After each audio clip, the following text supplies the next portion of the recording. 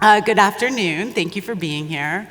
We're so excited to be here talking to you about first call to close and how you bring in clients who go from being basically a stranger on the internet to writing you a check for sometimes thousands of dollars. How do you establish that relationship? How do you establish that rapport over what should hopefully be a relatively quick phone call? So this is something that both me and Stanley are passionate about, and we're excited to talk to you today. Looks like we have a pretty small room, so we have a little bit of luxury of hearing from you guys. I'd love to hear from anybody who's brave to tell us what brought you here? What are you doing on the phones? Anybody want to just give us a sense? How many calls? Yeah. I do all the phone calls, and I can't stand it anymore. There we go. I do all the phone calls and I can't stand it anymore. Anybody else share that sentiment? Okay, we have one more. Who else? Any other pain points on these calls? Maybe you're trying to handle the calls and you want to get better. Yes, Chinwe. Ooh, I love that question. Not always sure what's working and not working. And it's a really interesting question because it comes down to how do we measure our conversions and what's an appropriate conversion rate that should be expecting, because it's not like we have industry data for that to say, oh, you talk to X number of people, you should get this, because there's also what goes into the quality of the lead coming in is going to affect whatever that overall conversion rate is. How many people are you actually talking to before you get to a close? So those are one of the things that I think a lot about, especially because for the type of firm that I run, I have a nationally, but really a globally firm that helps people with student loans no matter where they live. And I end up with a ton of intake of leads coming in, but they're not actually always going to be those that convert. And so it's I don't want to spend my time talking to a bunch of people that aren't going to be putting money in my pocket, because at the end of the day, that's what I care about. Am I going to get the money into my pocket from talking to this person? And so I need to find a way to familiarize this person with me, with my process, and then also kind of filter out and then filter in so I can get to the close as quick as possible.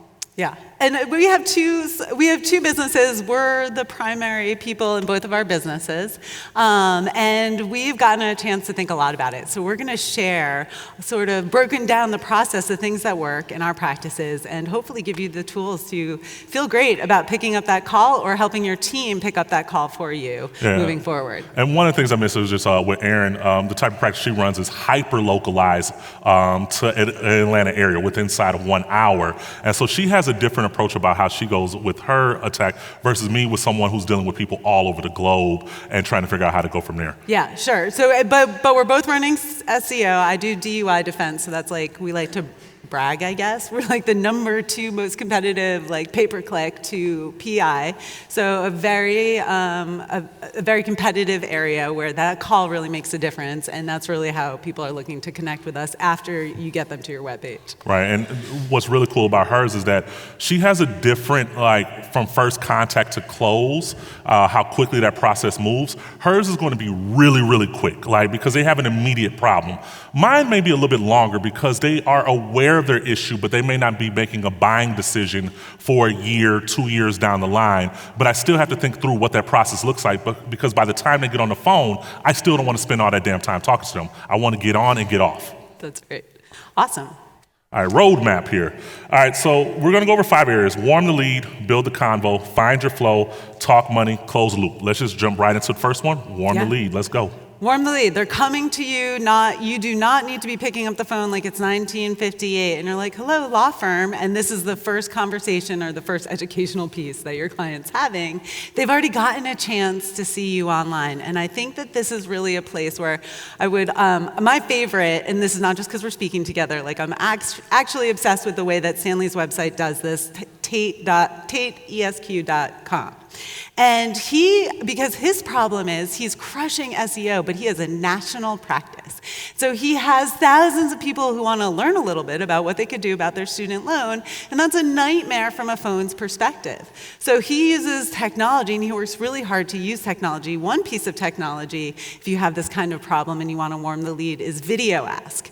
And what you'll see on the front page of his website is he has sort of these canned answers and a choose your own adventure that people can talk to Stanley before they're talking to Stanley. And that is magic when we think about warming the lead. It's not usually it's not those lawyer accolades that people are looking for. They want to know about you, the person who's going to help them solve their problem. So when we think about warming the lead, obviously, we're not talking about SEO here, although we're both very, very excited about those issues. But here we're really talking about the personal touch. How are you showing up? Yeah, and one of the ways, again, because I have a longer tail in how we go about warming the lead, she mentioned the video ask, in which, again, choose your own adventure. It gives a person get familiar with my voice, how I communicate, how my process is. It gets them used to me as a person. But then also what I do is I make sure from a content perspective that we are answering multiple questions that are related to whatever the query is. So we have a blog post for XYZ. And what that's doing is just, again, getting them familiar with it. Every time they go to a search result, they're seeing my name consistently pop up. I become a brand that they trust.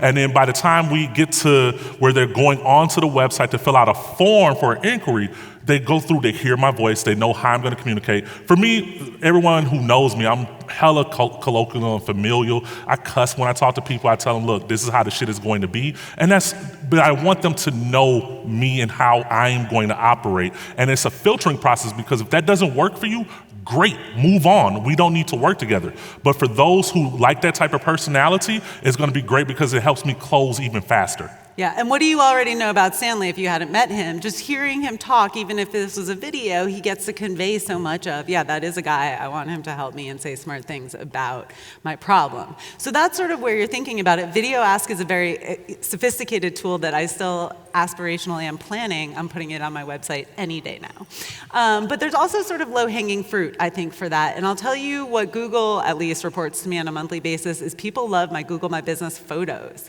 And those are photos, warming the lead of like, here's what we're doing in the office. And these sort of casual ways of letting people know, oh, we have a lot of women who work in our office. There are all of these context clues that we can give them before you get on the phone call so they can expect what conversation to have. Right, and that's important, like the signaling that occurs through Google My Business or on your website, the photos that you're using that shows what type of clients you're looking to work with. Are they reflected in the images that you're choosing to use on there? Because that's going to continue to speak to the lead and help warm them up, because it is talking to them in a way that says, oh, I see myself represented here at this firm. And it may be an inclusivity of the language that you choose, the pronouns that you may use in describing certain things. So it's super important, I think, from both perspectives, how we think about this part of the sale. Yeah, but it's genuine if you go to our website. So we're not saying put on the mask of somebody you think these people want to talk to. You find those moments of honest and genuine connection to display. I bet. So I think we got this one. Let's get the lead familiar. I should have clicked there earlier. My bad. Get the lead familiar with you, your process, and your culture before your first call. And we just went over these tools. I think this will be provided later. All right, building blocks. Clarify why they contacted you, label their problem, overview their pain, and sell the vacation. Now, this is the one where I see lawyers mess up a lot, because we're so interested in showing how much we know, and truthfully, like, that person doesn't give a shit about how much you know. They care, can you solve their problem for them? And that's more of an emotional place decision than it is a fact-based thing. So you're listening to them and trying to understand what their true problem is. And it may be calling you for a DUI, but there's all these other concerns that are actually going on, not just trying to get rid of the DUI. Yeah, and this is important because people remember what they feel. And if they're calling you with a legal problem, feelings are what they're having. And it doesn't matter if it's not a crime. In my context, they're having a lot of feels. And so knowing that story and being able to acknowledge it. So I'll tell you, I start that call the same way every time. Part of what we want to share with you is you're going to find your flow, you're going to find your script, and you're going to get good at making the points and the connection you need in a short amount of time. So the first thing that I always say is, oh, good afternoon, this is attorney Aaron Gerstenzang calling from EHD Law Firm. I got a message that you reached out. How can I help? And then I pause. And now this is my point to not do all of the talking. This is my point to do the listening. And I'm going to give you, this is going to be a twofer today because I have a 12-year-old. This works as parenting, for parenting tips as well. You think they're calling because they want to hear the solution to their problem. They do not. They do not want to hear it, just like your 12-year-old doesn't want to hear the solution to the problem she just brought to you. You know what they want to hear? What do they want to hear? I understand. Man, that sounds so hard. I am so sorry that happened to you. Right? You could probably take any legal, I don't know, maybe you guys will come up with some outlying process, but just listen, I'm so sorry that happened to you. So that's the first step, and that's just something you can put in your process, is you're identifying with their pain and you're hearing them, you're receiving the message they gave you. And you can, if you really wanna let them know that you hear them, you parrot it back to them in the language that they said. And this is where your actual expertise about the pain that they're experiencing is going to be your competitive edge. I know what my clients are feeling when they've been arrested. They feel like they went from being a law-abiding criminal to on the other side of the law. They have a scarlet letter on their head all of a sudden. They woke up a law-abiding citizen, and the next day they're now a criminal on the outskirts, and they're imagining their future is over based upon an arrest. And speaking to that, me acknowledging what they are privately, can't put the words around what they're feeling, and when you say that to them, then that connection is powerful to them. That's what they're feeling. That's what they need to hear that you are receiving from them before you can get to the solutions. So weaving that expertise in is really, really helpful. Right, and Aaron goes about it by opening up the call with a question. I go about it when I onboard someone, I ask them follow-up questions to provide me the overall kind of scope of what it is they're looking for help for, right? And you could do this through your form or whatever have you, or through an email follow-up. And I'm getting all of these details on the background about why they're reaching out to me. So as soon as we get on the call, I'm like, hey, look, you reached out to me about this thing right here. And in that process, I'm clarifying the information they sent to me. And then I'm parroting back the words that they used to me about their concerns or whatever they are. So that way we're on familiar ground. This person hears me, right? And then the other question I want to do is I want to go ahead and overview their pain. And what I do with that is I'm like, what steps have you taken before you got here, right? How have you tried to solve this on your own? Who have you interacted with? Because I want to understand that part. And this is really key for me because how long are your intake calls? As quick as possible. If I'm doing my job right, then people know that I'm going to care and help them with their problem in 10 to 25 minutes. Right, and because this could sound like we're doing a lot, I literally close all of this inside of 15 minutes. I don't talk to anyone longer than that. And it's important to have this background information ahead of time, and then also having this framework in place of how you're going to go about asking questions, listening, and then controlling and steering that conversation to get to where you know you got to go. Because for most things, right, our decision trees are pretty simple. We know what we need to do pretty quickly into the call, but we do need to take these background steps to at least make the person feel heard, and that they understand that you're going to move them from point A to point B. And again, point B isn't the solution to the problem. Point A to point B is really about quelling their anxiety, whatever fears they're having, and saying, how can I get you to this end destination that you ultimately want for yourself? Yeah, and this is important about two different kinds of businesses, and your business may fall somewhere on the spectrum where Stanley has the whole country, people can reach out to him. People are coming in hot to his website. And so he uses friction in the onboarding experience as opposed to saying, welcome all. He uses some friction. And what I love about this, if you're suffering from, we have too many calls and I'm wasting all my time talking to people who, listening to their stories that are a bunch of nonsense details. Here's the other feel that clients have when they're trying to hire an attorney. And let's keep this in mind. This is their least favorite to-do item of the month. As lawyers, we hate the idea of having to hire a lawyer. It absolutely sucks. So when you're building this process, when they're getting to that call, I think a nice use of homework is a way to put in friction if you're getting too many calls. Do they have skin in the game? Is there a form? You could do this in 5 minutes, fill out a form where you get a lot of that nonsense information that you are listening to because you want to be responsive, but isn't going to actually inform the problem that you need to solve. Well, clients with a form, clients can dump that. They just need to make sure you know all the things just in case they're relevant. And you avoid that on a call if you send them homework before they get to your call. Yeah, dude, when I say I got people that'll dump like 1,000 words inside of my form and expect me to read all of it before I call. And what I'll do is I'll scan it and just repeat it back, because ultimately I'm still gonna ask the questions along the way to get to the solution I'm trying to get to. But giving them that ability to be heard, to be seen, is super critical to the process of clarifying why they contact you and repeating it back to them, and then moving them from what the problem is to what the actual solution is for them, what that vacation is. Yeah, that's gold. What you do is he gets a cheat sheet to their emotional experience ahead of the call, and then he just uses, just by finding that 1 or 2 sentences from that 1,000-word diatribe, he reflects, hey, I'm paying attention, I know, and they love that. That's so important, and that'll keep your calls at 15 minutes for sure. Hell yeah, I can't talk to all these people. All right, find your flow. All right, learn from each conversation so that you can steer the lead to a decision. And this part is key, because I hear too often from other people, oh, I don't understand how you get off the phone inside of 15 minutes. It takes an hour. I got to listen to this person, this and that.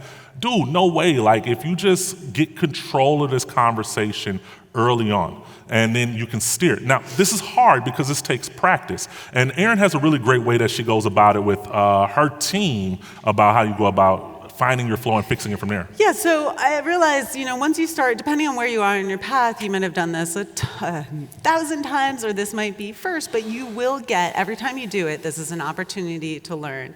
And either keep mental notes, keep real notes. One technique that I've learned, because one of the things I'm trying to do as I grow a team is, okay, I know I can sell, but I want to get off the phones even more. How do I make sure that other people can take all this tacit knowledge that I have about what ways to phrase these things? So one thing I've been experimenting with is recording only my end of the call in something as simple as Zoom, or just, whatever your computer has, is recording that, my conversation. So they can't hear my client, but then getting that transcribed. And that helped me find the patterns that I may not even necessarily be seeing, but also giving this language to my team, because there is phrasing that just works, that conveys all of those things that you want to convey, just like a beautifully crafted email. Don't rewrite that email every time. Save that as a template, because the right language will connect with your right audience.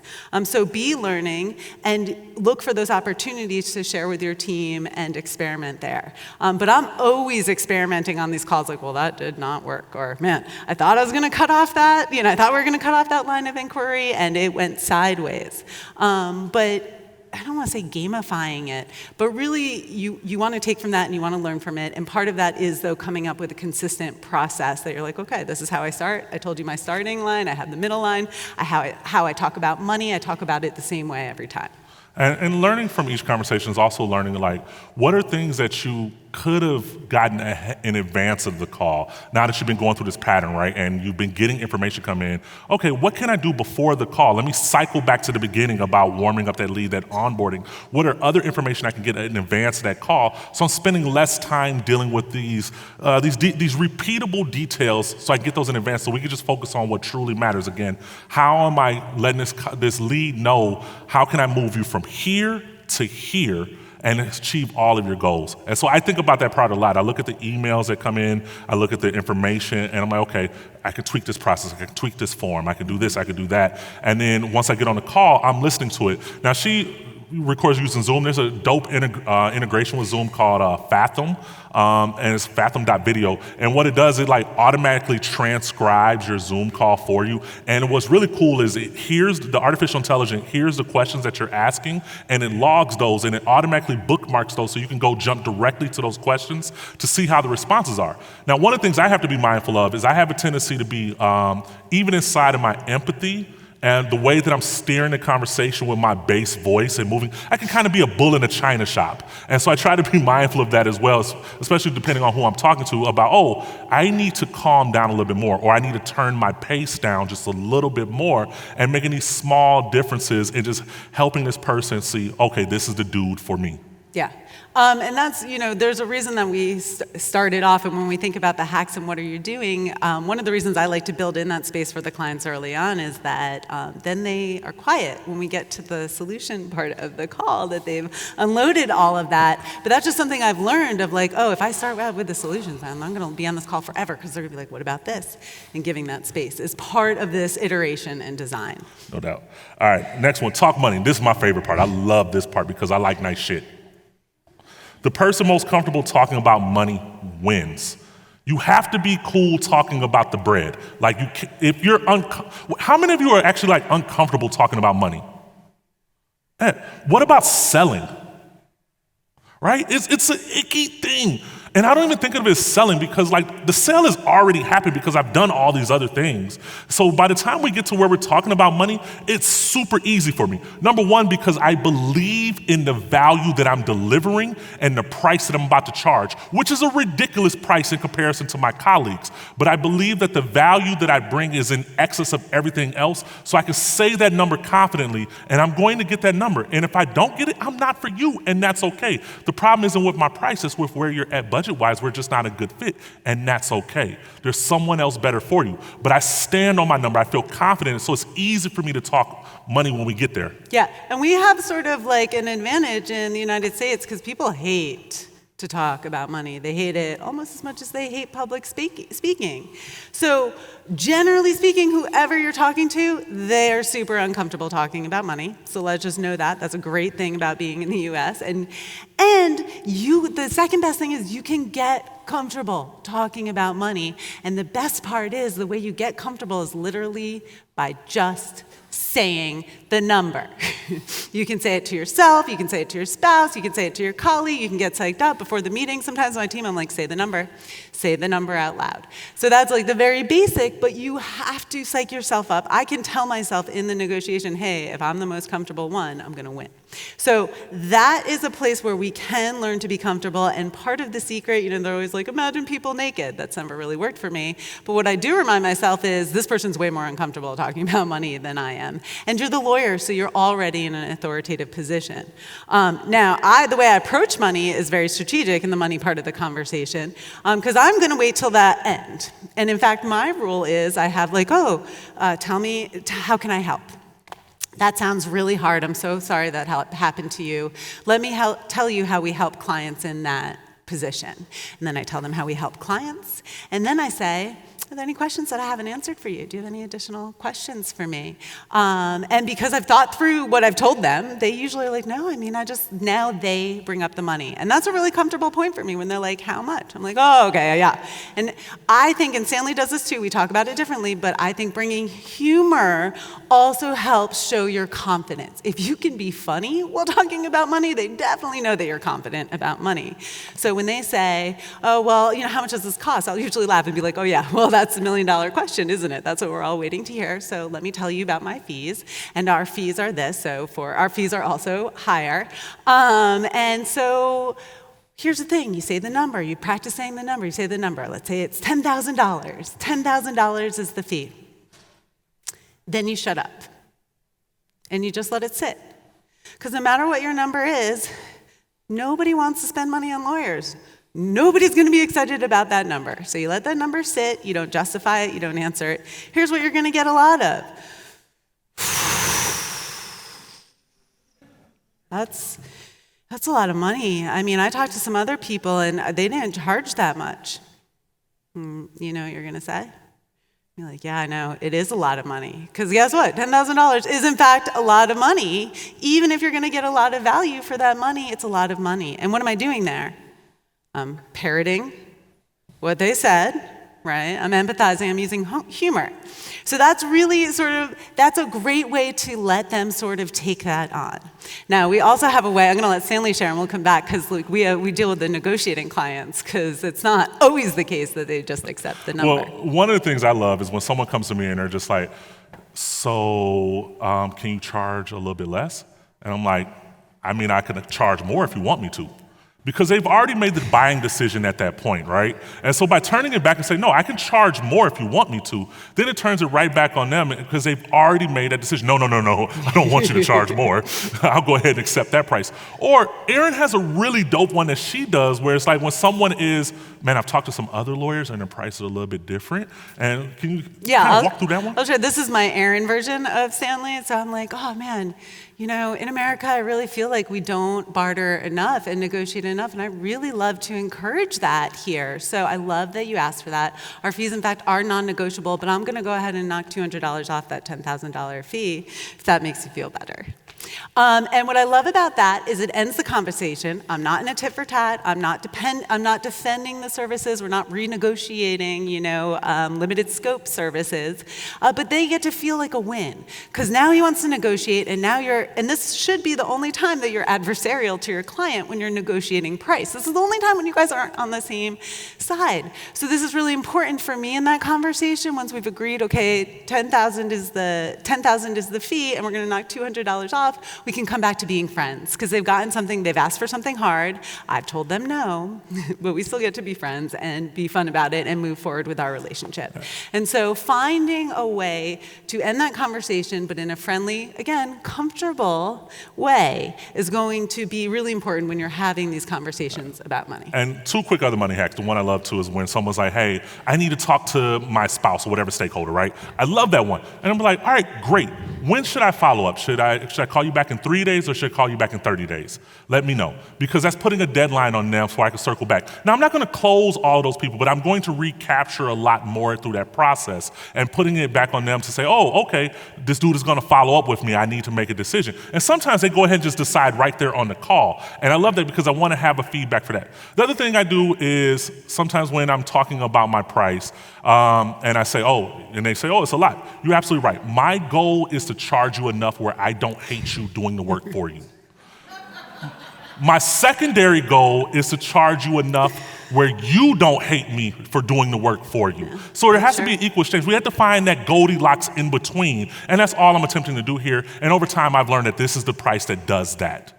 And they're like, okay, because I've considered it. This isn't a number just pulled out my ass, even though oftentimes it really is pulled out of my ass because who knows what works until you actually know what works. Yeah.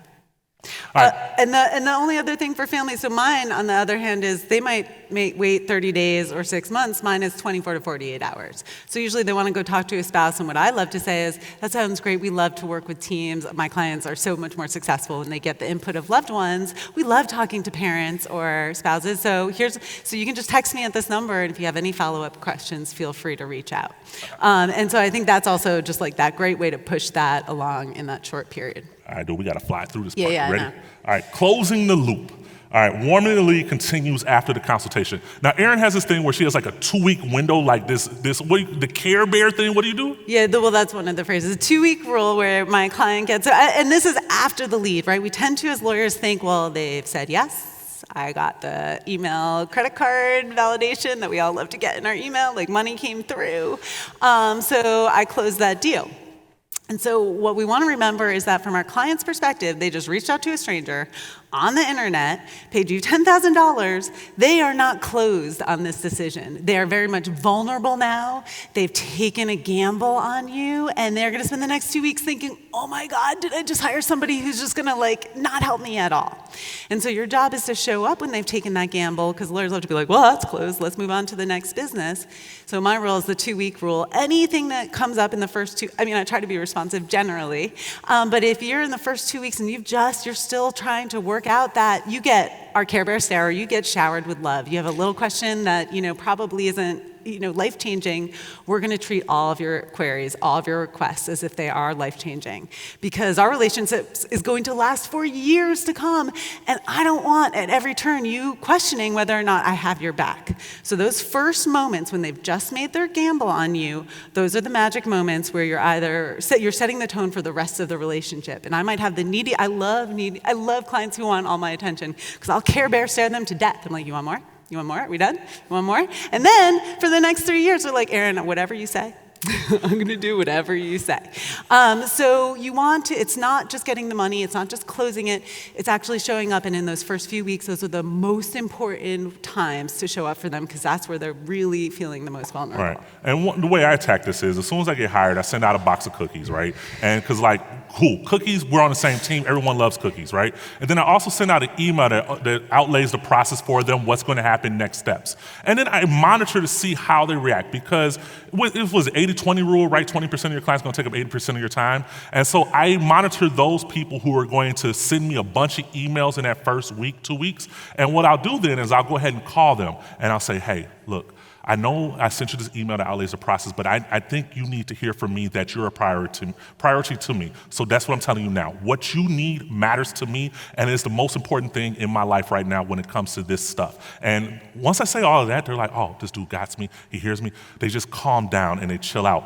And then we can move on in peace. So that way I can go back to just running on automations because for me, I don't have a team. It's me talking to all of these people and working through and handling, upwards of like 200 clients at a time. So I try to use automation as much as possible, but then when I see the automation isn't working, I step in with that physical phone call and taking these other steps. Yeah, no, I think that's great. You guys all heard that he sends cookies after his clients. It's an amazing idea. You worked it every client gets cookies. Yeah, every client gets a cookie. Like as soon as I get hired, I just send them a box of cookies. And it's like all automated. I just click a button, boom, cookies go out, and they come with a corporate tin. They have your tin on in there, your logo on the tin. Because I was like, sending a card and all that stuff doesn't matter, business card, but people keep tins for whatever reason. And it was like, cool. And having those cookies go out, bro, it's one of those things if I ever do mess up, I'm the dude that sent them cookies. That's right. So everything's all good. He gets a reprieve. It's amazing. Now, I will tell you, he told me that, and I was like, that's amazing. We're going to start doing that.